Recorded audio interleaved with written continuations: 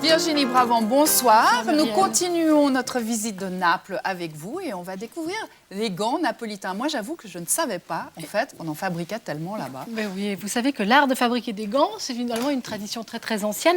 Elle existe à Naples depuis le XVIIIe siècle. Et c'est vraiment une tradition qui a connu son apogée avec la présence de la cour des Bourbons dans la capitale du royaume, donc au siècle suivant. Aujourd'hui, il existe encore, et heureusement, à Naples, des quartiers où l'on continue de travailler le cuir pour des chaussures, pour de la maroquinerie et pour des gants. Le quartier de la Sanità à Naples a encore des ateliers qui semblent reproduire les gestes du passé. Nous nous sommes rendus dans celui de Mauro Squillace. Alors dans son atelier, on ne voit pas vraiment des gens travailler parce qu'en fait les couturières ou les coupeurs sont surtout occupés à étudier les gants finis, voir s'ils sont bien réalisés, donc à faire un contrôle de la qualité. Et la plupart des gestes, la plupart de ces employés travaillent à domicile, chez eux, dans leur maison, à Naples et aux environs. Et vous allez le voir, tous ces gestes, on a l'impression qu'ils sortent du passé. Et c'est vraiment une plongée dans le passé que je vous propose aujourd'hui.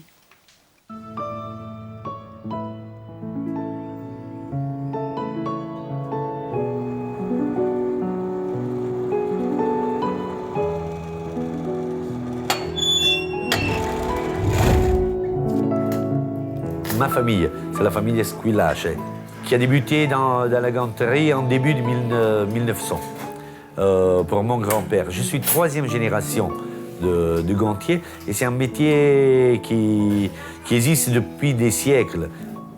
C'est un métier vraiment très dur et très long.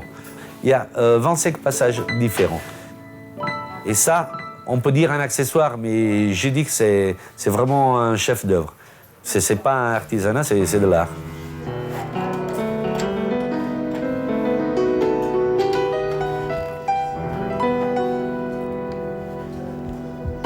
On est avant tous des dermatologues. Il faut connaître les peaux et les défauts.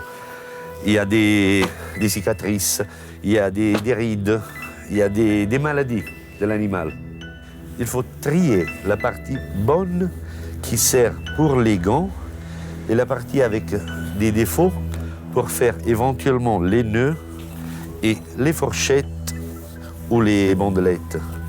Et savoir aussi les défauts, où on doit les placer, ou dans le trou du pouce, ou parmi les doigts. C'est pour ça qu'il faut absolument le couper à la main.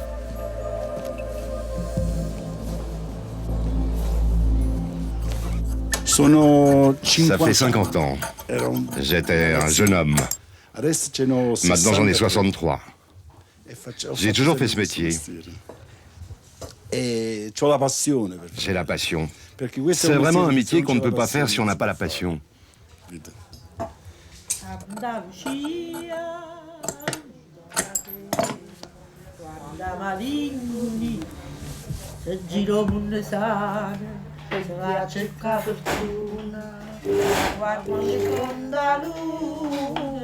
y a des différents styles de couture. Il y a le piqué anglais, il y a le surjet intérieur ou point invisible. Il y a la couture scellée, c'est un peu plus sportif. Et après, il y a le cousum.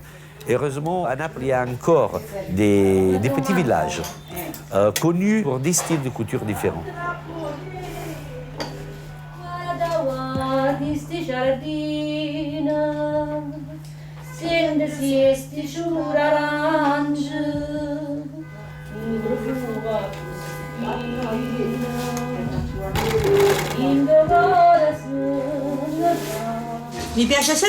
J'aime encore travailler parce que ce métier me plaît vraiment.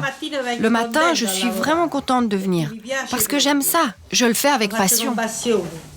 Les ouvrières ont un moyen âge de 65-70 ans, il y a plus de jeunes qui prennent la place. La plupart des gantiers napolitains ont commencé à délocaliser. Et ça, pour moi, c'est la fin de cette histoire très belle, puisque ce n'est pas uniquement un métier, mais ça fait partie du caractère de Naples. Et vous, ça fait partie de votre vie? Ma vie, j'ai dans le sang mes gants.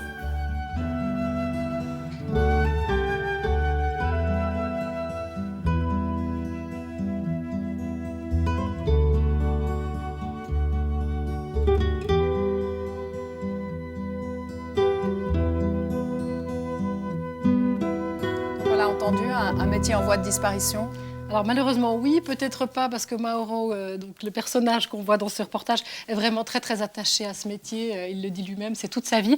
Donc il se bagarre un petit peu pour continuer de faire vivre cette tradition à Naples. Il a d'ailleurs sorti tout récemment un DVD qui s'appelle Mani di Pelle. De très belles images parce qu'on voit vraiment le travail du cuir du début jusqu'à la fin, donc avec le gant fini. Donc les 25 étapes de réalisation d'un gant. Il est aussi en train de réaliser le projet d'ouvrir un musée du gant à Naples. Oui, donc beaucoup de projets. Conseil pour acheter un gant, parce que finalement, ou des gants plutôt, parce qu'on va en acheter deux quand même. Comment est-ce qu'on fait? Alors en fait, pour être sûr que la peau soit bien coupée, on l'a vu dans le reportage, la peau doit être coupée à la main, il faut tirer le gant dans le sens de la longueur. Et en fait, en faisant ça, le gant ne devrait pas bouger, ou presque. Et enfin, on va pouvoir le tirer dans la largeur, et c'est là, au contraire, qu'il doit donné, donc il doit un petit peu s'élargir et c'est finalement cette élasticité qui va nous assurer un confort optimal.